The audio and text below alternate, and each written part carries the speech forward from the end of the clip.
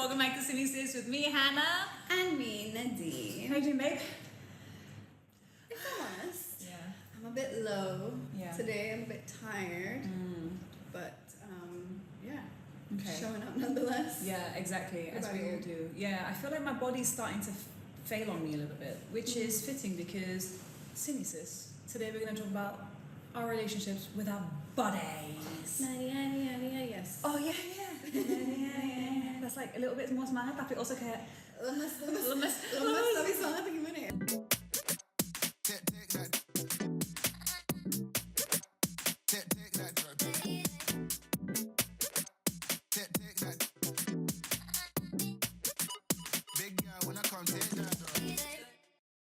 I wanted to talk about this topic because I think that as women, so many things about who we are or how we are perceived is also defined by how people like judge and objectify our bodies. And I read this book, sis. Looks like a Bible. It's a beauty Bible. Beauty sick. How the cultural obsession with appearance hurts girls and women, babe. Renee, how do you pronounce that? Angle? Yeah. This book, as you can see, the about body thingies I've got on it, it is mind-blowing. And there's so many things within this book. Obviously, it talks about how like the cultural obsession that we have with our looks obviously hurts us. We felt that before.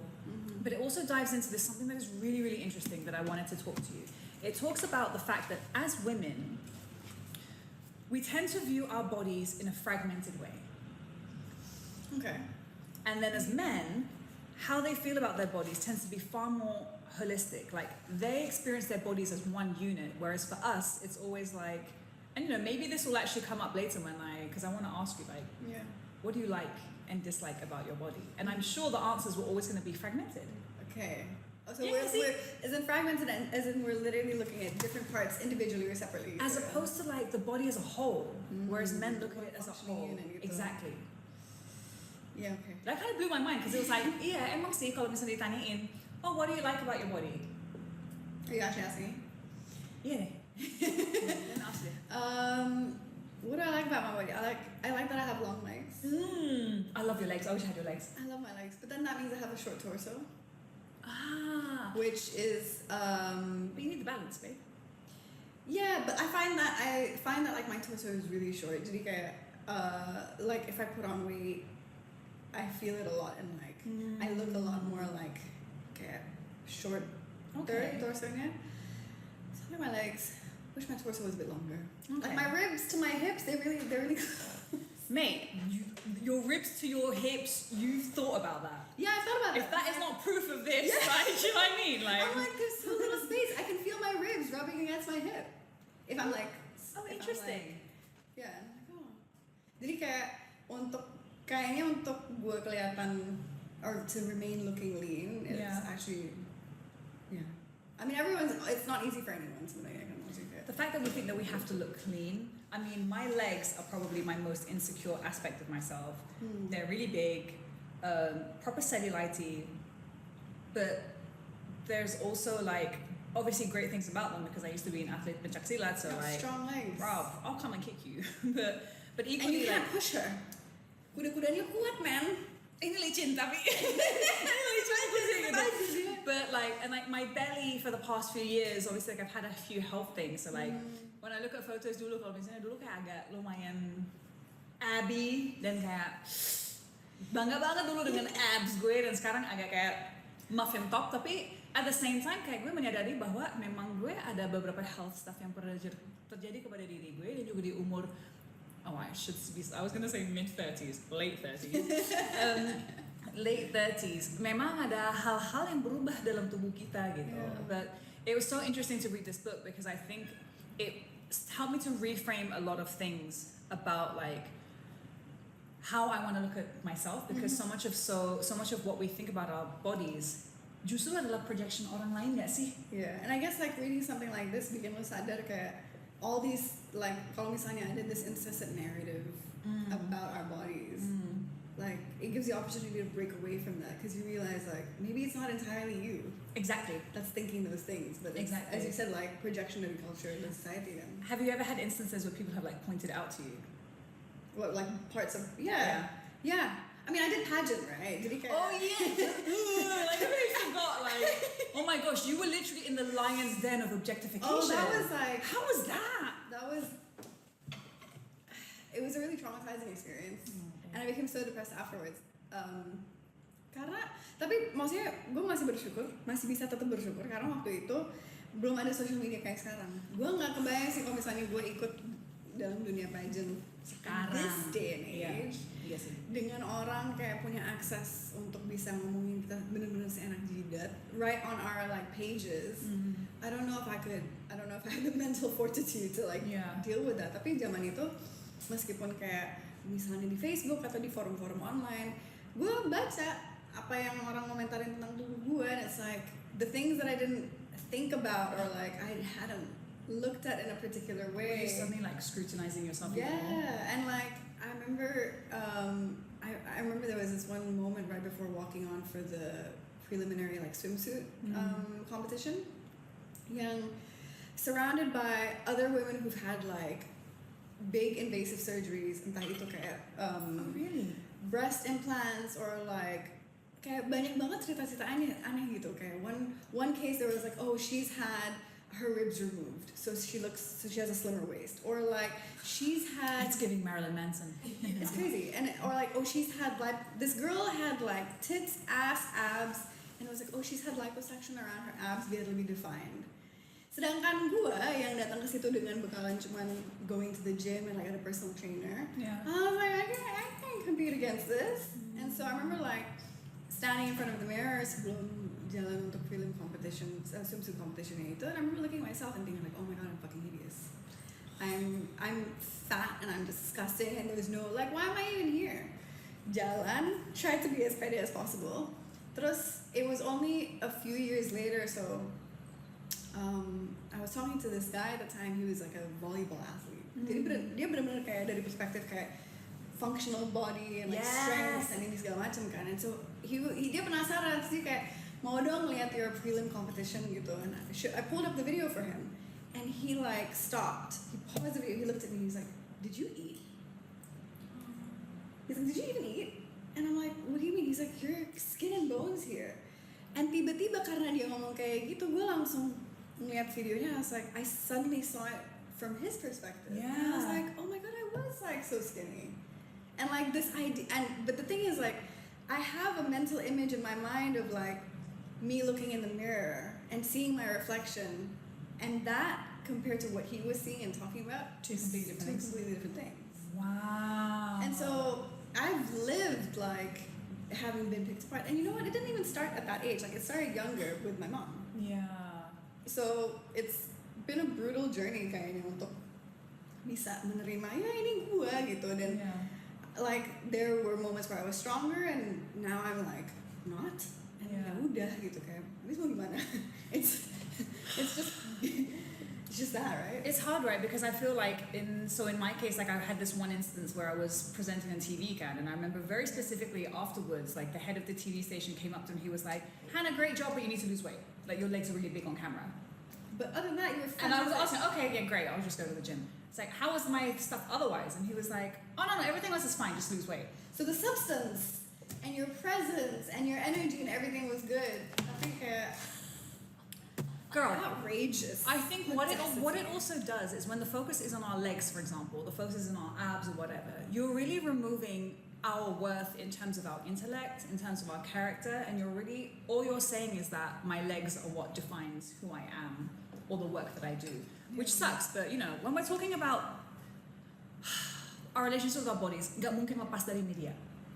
Ya kan? Apa yang kita lihat menjadi contoh standar kecantikan yang membuat kita semua pada stres ingin mencapai itu. But there's one thing I really wanted to share with you from this book because it blew my mind. So it's this case study from Fiji. So basically there's this research that was done on tackling media influence of girls' body image, which was conducted in Fiji by Harvard Medical School professor Ann Becker. So at the time that the research began, basically Fiji was a really interesting model because large bodies were prized in Fiji. Like a plump build is seen as like aesthetically beautiful, reflective of a strong social network that cares for you and feeds you well. So these are all like very positive things. And So basically, Professor Ann Becker, throughout the 90s, there wasn't any cultural norm in Fiji that encouraged women to make their bodies thinner or diet or exercise. Right. Like anorexia and bulimia, unheard of. Right. So what she did was she studied girls in a province of Fiji that first gained widespread access to television in 1995. So basically, pre-95, pre this research, they didn't have access to all of these shows, and there wasn't such thing as like anorexia and bulimia, and prized bodies were larger bodies. So she did this, and so from a baseline, you saw it was available pre-television. 3 years later, they returned and collected data from a new group of adolescent girls. At the baseline, obviously, no girls reported self-induced vomiting to lose weight. 3 years later, 11% of girls did. Oh, wow. After television had been around for 3 years, 74% of the Fijian adolescent girls surveyed thought they were too fat. 74%. In such a short amount of time. Right?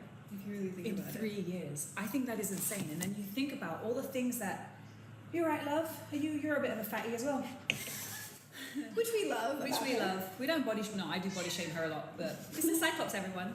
But yeah, so I found that freaking mind-blowing. That's insane. The fact that you can come from like a culture that prizes bodies and then suddenly masuk wajah-wajah Australia dan US dan standar tubuh yang dari budaya dan negara yang sangat berbeda, dan tiba-tiba girls can start comparing themselves. And don't you feel we're kind of like that now with like this whole like Japanese and Korean like skincare and beauty standard and stuff that's come into Indonesia? Yes, I absolutely think. And like it's interesting in the case of Fiji karena itu bukan dari kayak they didn't have a neutral perspective about a certain type of build. They had a positive. Yes, very body positive. They had a very positive perspective about the type of build that like Fijian women had. Yeah. And you can so quickly influence that and turn it in the opposite direction. Yeah. I think that's crazy. It's absolutely insane. And like you're right, di sini kalau I feel like it kind of comes in waves. Like there's different seasons and different trends of like what's in gitu kan. But yeah, like kalau sekarang kan yang kayak merajalela is like this whole K beauty like. It's interesting though, because like, don't you feel like before the K-pop, the kind of Korean beauty brand culture came in here, there was like a short period where a lot of local brands were very much promoting like kulit sawo matang and like tan skin and like it's about how healthy you are as opposed to, and then suddenly I do feel like there's been this big shift towards like brightening or glass skin. What the hell is glass skin, babes? I don't even know. Mate. I don't have it, so I couldn't tell you about it. We have texture. Yeah, and it's like this whole idea about glass skin as well. I think is so. It's so unattainable. Okay, fine. You can use all these products and spend all this money and have like what is it? A 10-step beauty routine. Like, first of all, I don't have time for that. I ain't got Apparently time. we need to be making time, sis. And it's like that's something so unattainable, and at the end of the day, it's like women like skin is meant to have texture. Yeah.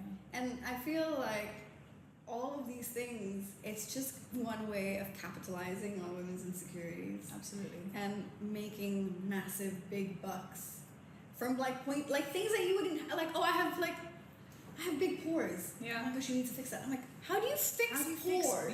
How do you fix something? Kayak itu bukan setelan default dari sistem kita itu misalnya.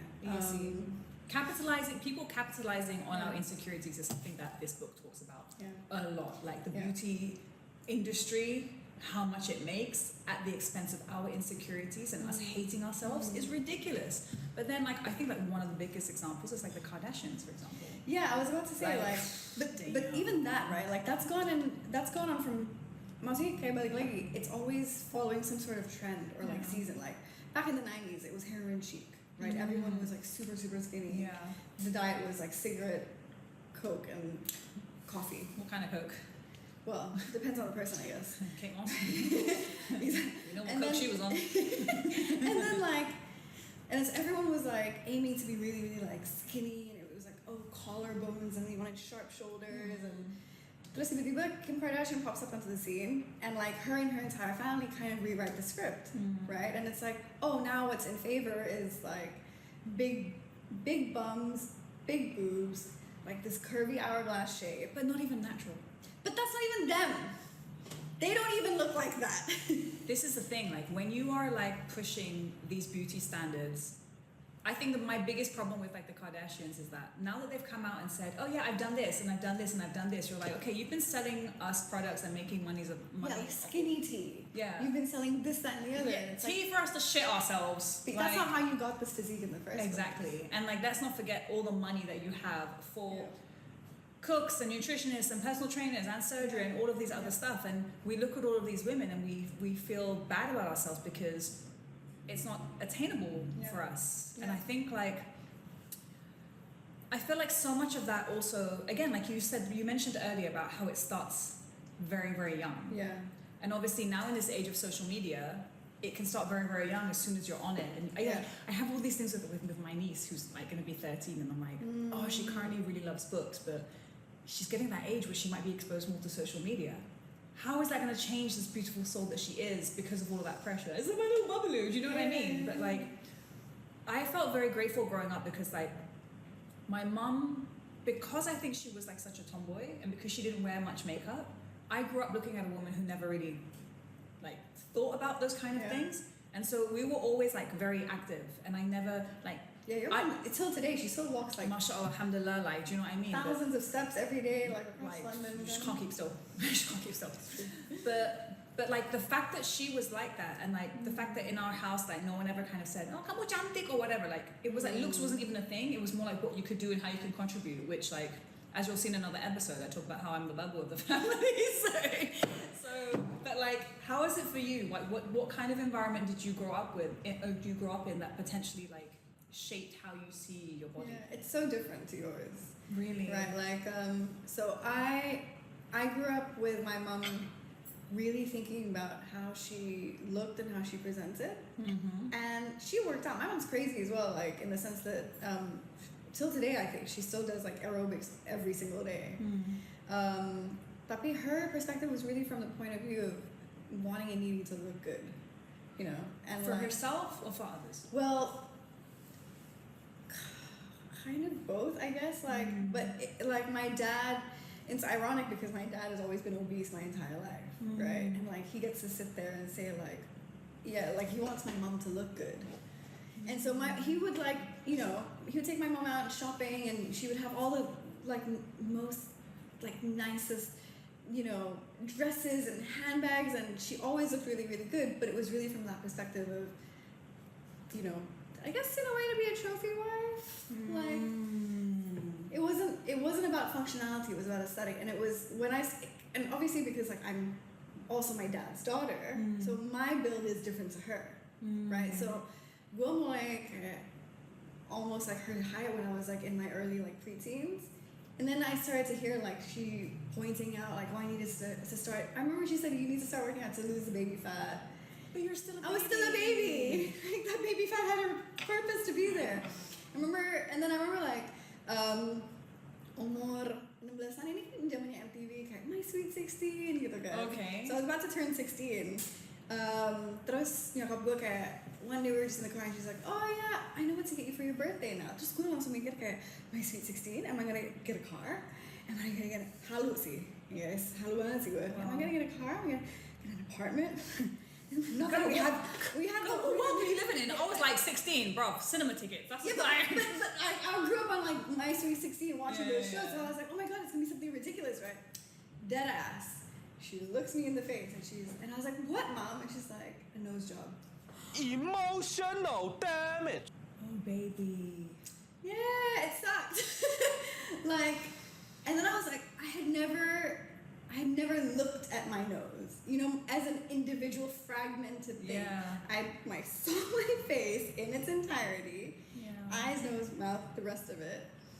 And that was when I started to like have these like splits, I guess, from like the experience of my body and then thinking about how it was like looking. So yeah, like even my mom like working out and wanting to be strong, it was from more of a self-defense perspective, but like her main thing was about looking good. And she was always like, and they say it right, like the way your mom speaks to you or speaks to other people, what you hear becomes your inner monologue, babe. Oh, she says that here as well. In this book, the research. Oh. Yeah. And so I would hear her talking about other women that Yeah. she went to the gym with, right? Or who are like her age or younger. She's like, yeah, what's up about this woman? She's only in her 30s, and my mom would have been like nearing 50 or something at the time, right?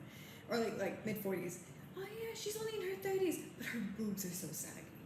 But and I'm like, and so all of that, growing up with that was a weird. Yeah, it was hard. It wasn't fun. I think I would have liked more, and even the sports that I did a lot of ballet, dance, which I love. Feminine sports. But yeah, feminine sports. And like, I wish I'd had more of an opportunity to try like other things. Like, I've come to grow up and realize I really like basketball. Yeah. Misalnya gitu. Yeah. With those nails, got to cut those nails, babe. I mean, I'll make allowances. But yeah, so that was a completely different experience to yours. Yeah. I think we should take a short break because I want to come back with how we're going to tackle this, girlies. See you after this. Welcome back! Thank you for being super vulnerable with us because I feel like pasti banyak banget teman-teman di luar sana yang mungkin pernah punya pengalaman yang sama atau sedang merasakan itu. And I think it's always really important, especially when like someone who's in the public eye can admit to all of those things because there's so much about our job that feels like we have to be polished and we have to be whatever. Whereas I know like we embrace the mess and the chaos. Tapi aku tuh pengen banget kita mulai reframing ini semua. Dan kalau salah satu hal yang aku baca di sini adalah soal kayak tadi kan, we see things fragmented and men see them as functionality. Men look at their bodies and they see like how many weights that they can press or pull up or what's the word for it? And then, or like how many kilometers that they can run, or how many laps that they can swim, atau apapun itu. Dan I want to get to that point where women in general think of that because like our bodies are incredible. We are literally biologically made to be far tougher actually than men, especially having to, grow human beings and then grow the bones and the organs and the rest of it. Do you know what I mean? But like, I think for me, like, what I would encourage a lot of women to do is sports, man. Yeah. Like, if there's one thing that's going to give you a boost about the relationship that you have with your body and acknowledging what your body is like and how it moves and operates is sports. Like, gue dari kecil pencaksilat ya, jadi gue ngerasa bahwa mungkin itu adalah salah satu hal kenapa dari dulu gue juga nggak punya kompleks tentang berbagai hal. Yes, I don't like my legs, but equally, I will defend my legs to the core. Like, if someone tries to call me fat, I'll be like, tanding you, I'll kick you.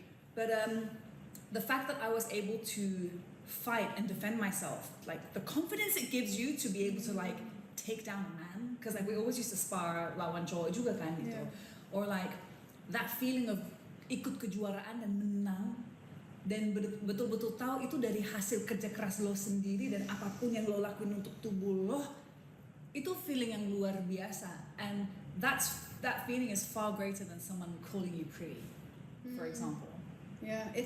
A compliment like that is so fleeting, and then you want to create the next dopamine hit for somebody else to come along, and I think that's again why my social media is so dangerous, right? One thing I find like a lot of the girlies do is Pilates. Yeah. And we've done some together as well, but like I love the fact that when I've gone to Pilates classes, and mostly kan kalau siang banyak ibu-ibu gitu kan, dan gue sempet kayak arrogant former athlete kayak got this, it's all ibu-ibu, I got this.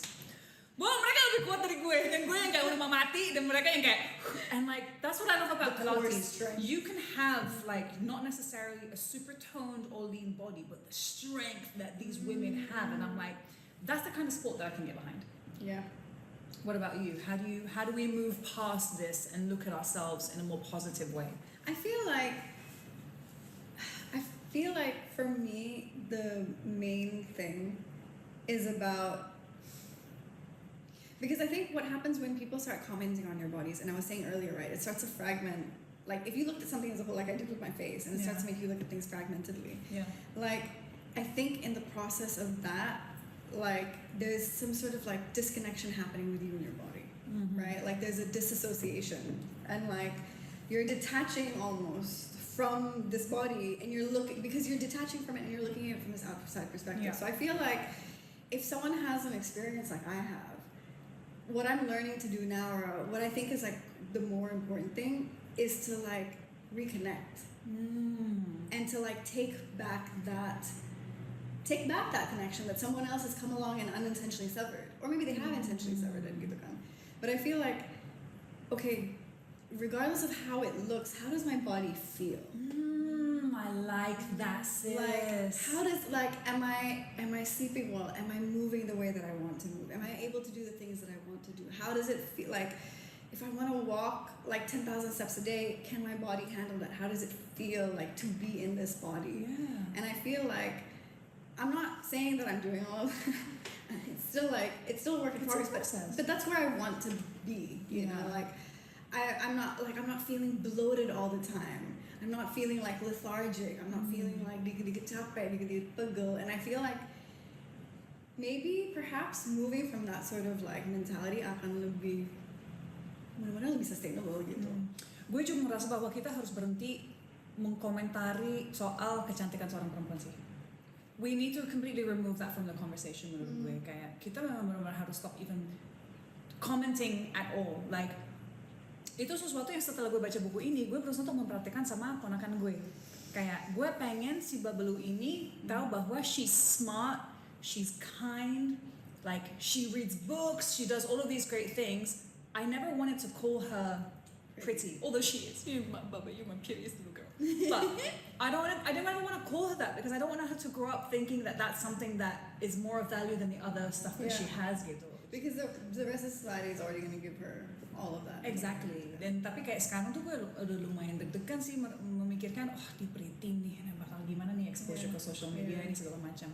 But at the same time, I think like, you know, like come to think about it, like I think salah satu alasan kenapa gue selalu bikin kayak goblok glam misalnya di Instagram. Buat gue itu kayak mungkin adalah insecurity gue karena gue ngerasa kayak I actually don't feel like I am well put together and chanting and all of these kind of things, and I don't like photo shoots every fucking week and all this kind of stuff.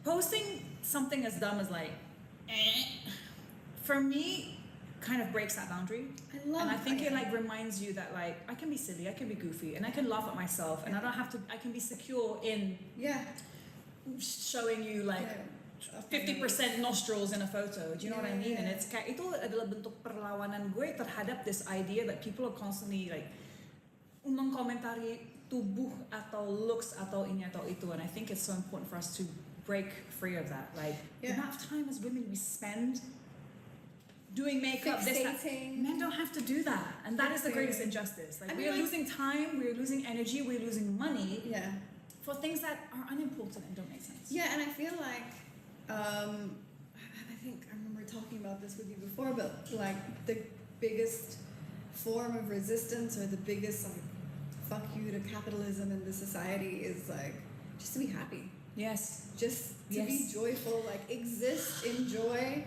with everything that you are and are not. Yes. Like the less you need, the more capitalism will crumble. Yeah. What does it look like to, for example, take a step to leave your house without makeup, for example? Yeah, I remember the days when I started to do that and like I felt really naked. But I feel like that is also an important reclamation. Like men don't have to think about this. They don't have to do it. If you choose to do it, you pengen dandan, that's a great thing. Tapi kayak kenapa ada keharusan dan kewajiban sebagai perempuan kayak you have to leave the house looking a particular type of way atau nggak dicap gimana gitu. Yeah. But I feel like it's really like a small thing that you can do to start feeling comfortable in your skin. And I say that having spent the last year going on this journey as well of like having like crazy hormonal acne, like flare-ups, and like it's not easy, you know, like, but I think it's so important to just like take little steps and also just be gentle with yourself. Like, like whatever you do today, if you don't feel like doing it tomorrow, that doesn't mean like you're failing or like you're not doing enough, but it's little things. And I love your whole goblok glam thing, dude. Like that's still gonna be the thumbnail. Yeah, and I feel like okay, it's slime for you and what that's doing for yourself, your own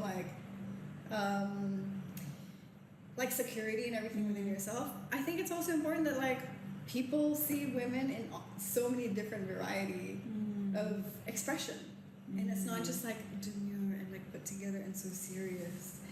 Women have fun. Let's have fun with it. I feel like a right idiot when I'm like when you're at a photo shoot and they're like pose and I'm just like I feel Padahal nyatanya she doesn't look like that. She serves space. No, it's just resting bitch face. That's the only thing I have going for me. It's just like, fierce-nya gara-gara RBF aja gitu. You're just like this motherfucker. Doing things for yourself, and like you say, saying like a big fuck you to capitalism by being happy with yourself and accepting of yourself is actually pretty revolutionary in this day and age, terutama dengan social media. Yes. Memang gak gampang, tapi apa ya, kayak gue mungkin lebih gini ya. I'm looking at it in terms of financials. Babe, I don't want to spend all of this money on all of this stuff. Can you imagine? I could be spending it on food. And then I will get fatter and people will continue to be like, kamu gendutan ya kak? And I'll be like, iya terus apa? Lo mau tanding sama gue? I'll sit on you. I will sit on you.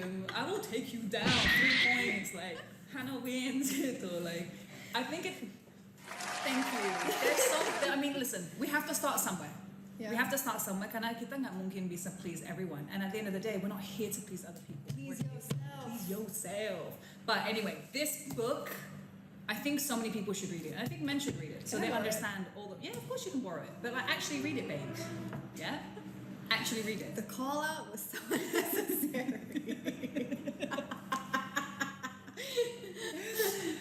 Yes, ma'am. Yes, Bu Guru. Yes, thank you. We're going back to like she scares me in this house. That's alright. No, but sis, you have to read it because honestly, this book blew my mind and it made me appreciate so many things about myself that other people don't appreciate. Or it made me want to reframe my mind to know that I am enough. You were enough. sister. You were enough. You Barb, were. you went through the pageant world, like Different world, isn't it? different world. But look at you here, embracing every day about yourself. Inshallah. Inshallah, habibti. Hayati. Alright. Gue pengen banget tahu tadi teman-teman kalau misalnya kalian punya feelings yang sama atau yang berbeda, let us know in the comments because we'd love to hear what you guys also think about this topic. Thanks so much, sis. That was really, really enlightening. Was it alright? Yeah. Okay, good. See you in the comments. See you! Jangan lupa like, subscribe. Like, And subscribe. comment. Don't forget to do all the things that you're supposed to do, okay? You know it by now. You're a real one. Bye!